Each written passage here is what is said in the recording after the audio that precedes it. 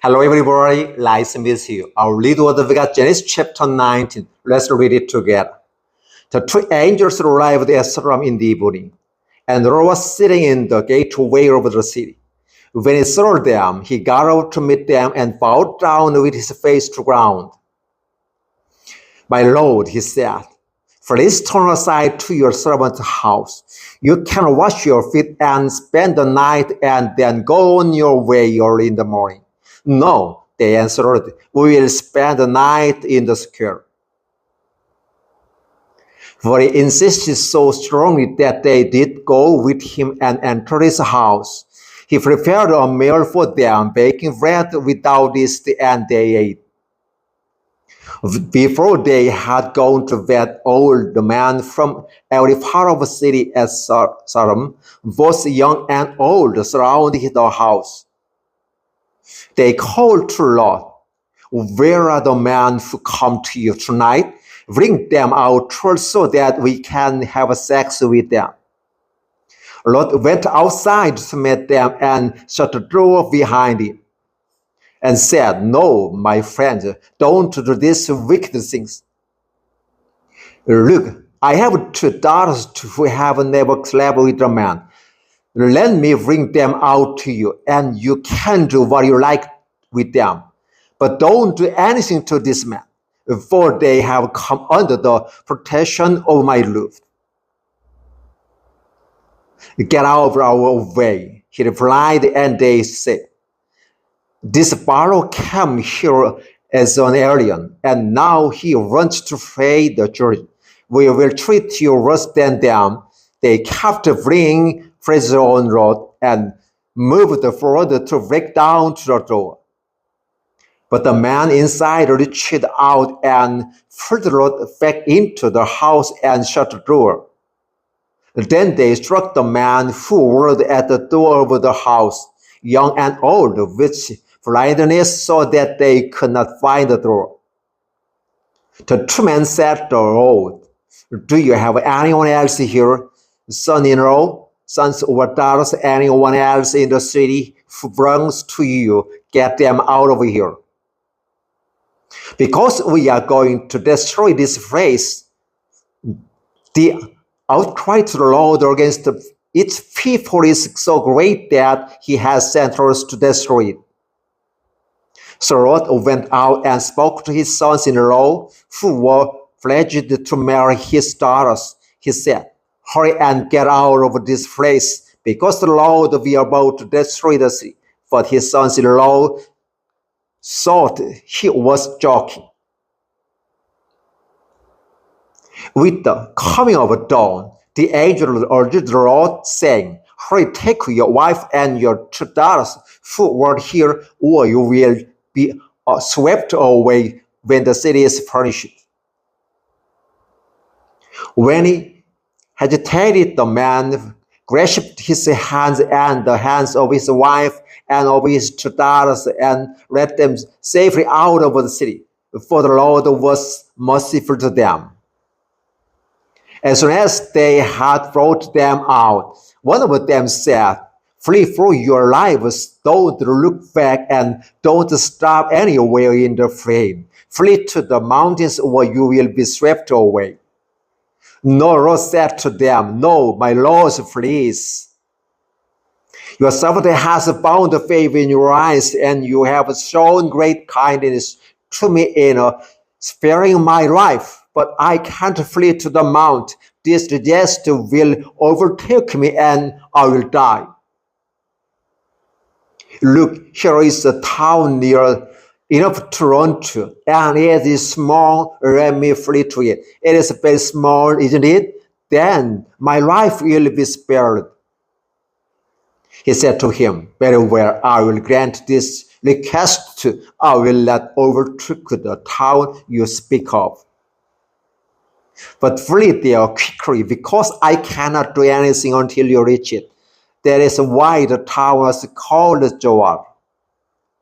By the time Lot reached Joar, the sun had risen over the land. Then the Lord rained down burning sulfur on Sodom and Gomorrah from the Lord out of the heavens.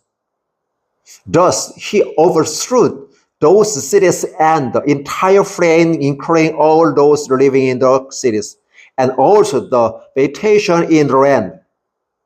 But Lot's wife looked back, and she became a pillar of salt. Early the next morning, Abram got up and returned to the place where he had stood before the Lord. He looked down toward Sodom and Gomorrah, toward all the land of the plain, and he saw dense smoke rising from the land like smoke from a furnace. So when God destroyed the cities of the plain, he remembered Abram, and he brought Lot out of the catastrophes that overthrew the cities where Lot had lived.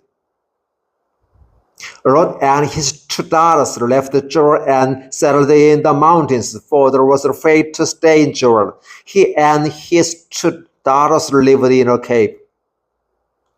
One day, the older daughter said to the younger, "Our father is old, and there is no man around here to lie with us, as it is the custom all over the earth.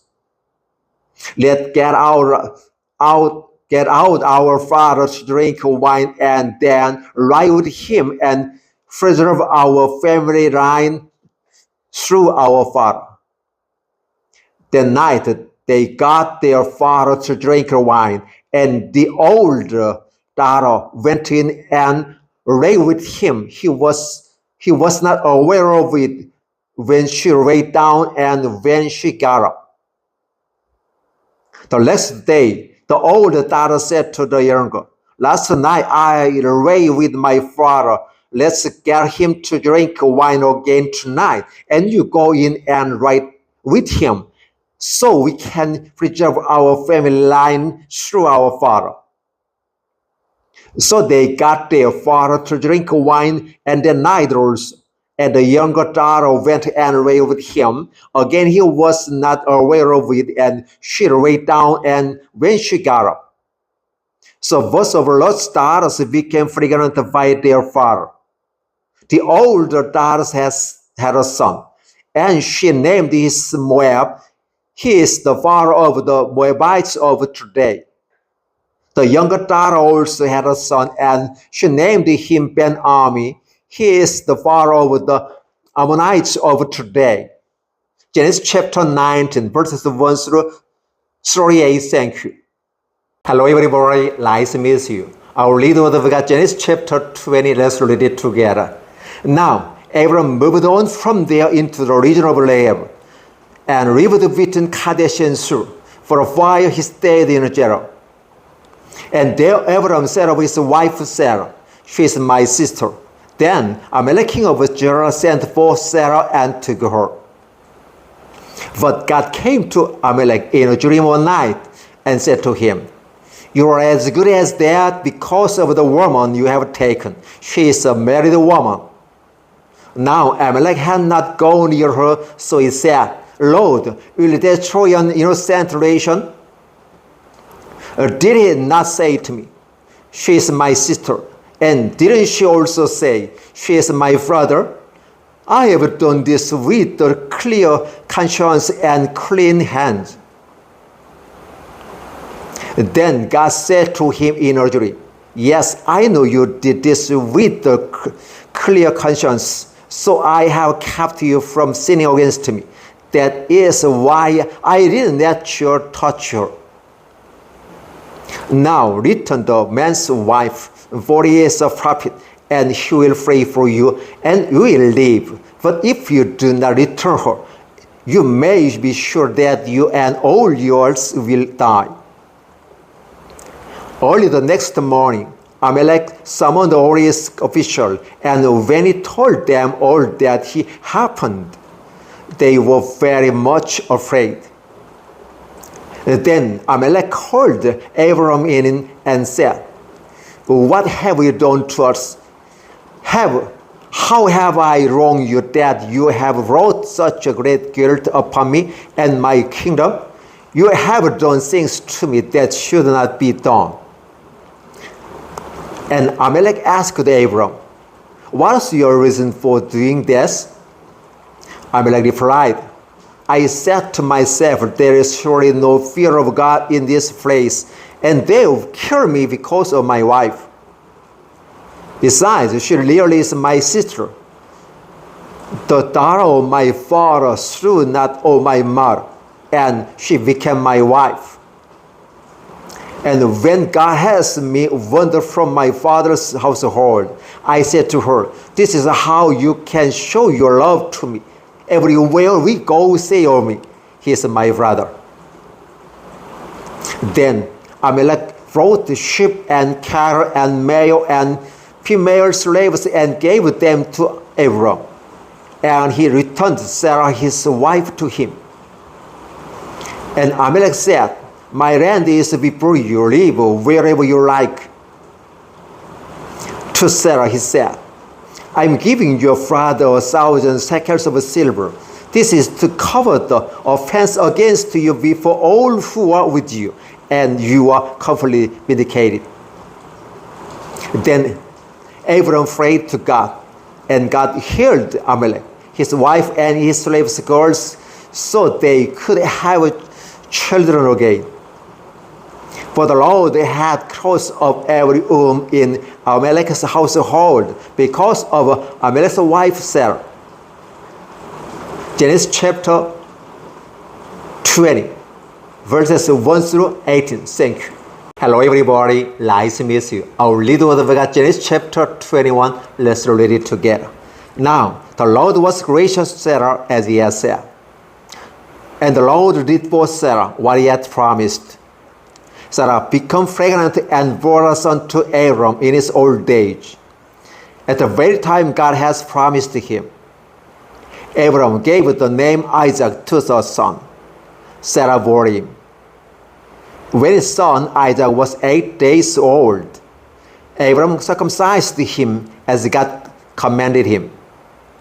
Abram was 100 years old when his son Isaac was born to him. Sarah said, God has brought me laughter, and everyone who hears about this will laugh with me. And she added, who would have said to Abram, was Sarah would lose children? Yes, I have borne him a son in his old age. The child grew and was weaned, and on the day Isaac was weaned, Abram held a great feast. And Sarah saw that the son whom Hagar the Egyptian had born to Abram was mocking. And she said to Abram, get rid of that slave woman and her son, for the slave woman's son will never share in inheritance with my son Isaac. The matter distressed Abram greatly because it concerned his son. But God said to him, do not be so distressed about the boy and your maidservant. Listen to whatever Sarah tells you, because it is through Isaac that your offspring will be reckoned. I will make the son of the maidservant into a relation also, because he is your offspring. Early the next morning, Abram took some food and a skin of water and gave them to Hagar. She set them on her shoulders and then sent her off with the boy. She went on her way and wandered in the desert of Beersheba. When the water skin was gone, she put the boy under one of the bushes. Then she went up and sat down nearby, about a bow shot away. So she thought, I cannot watch the boy die. And as she sat there nearby, she began to sob. God heard the boy crying, and the angel of God called to Hagar from heaven and said to her, what is the matter, Hagar? Do not be afraid. God has heard the boy crying as he lies there. Lift the boy up and take him by the hands, for I will make him into a great nation. Then God opened her eyes, and she saw a well of water. So she went and filled the skin with water and gave the boy a drink. God was with the boy as he grew up. He lived in the desert and became an archer. While he was living in the desert of Pharaoh, his mother got a wife for him from Egypt. At the time, Abimelech and Phicol, the commander of his forces, said to Abram, God is with you in everything you do. Now swear to me here before God that you will not deal falsely with me or my children or my descendants. Show to me a country where you are living as an alien, the same kindness I have shown to you. Abram said, I swear. Then Abram complained to Abimelech about a whereabouts that Abimelech's servant had seized. But Abimelech said, I don't know who has done this. You did not tell me, and I heard about it only today. So Abram bought sheep and cattle and gave them to Abimelech, and 2 men made a treaty. Abram set apart 7 ewe rams from the flock. And Abimelech asked Abram, what is the meaning of these 7 ewe rams you have set apart by themselves? He replied, accept these 7 rams from my hands as a witness that I dug this well. So that place was called Beersheba because the 2 men swore an oath there. After the treaty had been made of Beersheba, Abimelech and Phicol, the commander of his forces, returned to the land of the Philistines. Abram planted a tamarisk tree in Beersheba, and there is called upon the name of the Lord, the eternal God. And Abram stayed in the land of the Philistines for a long time. Genesis chapter 21, verses 1 through 34. Thank you.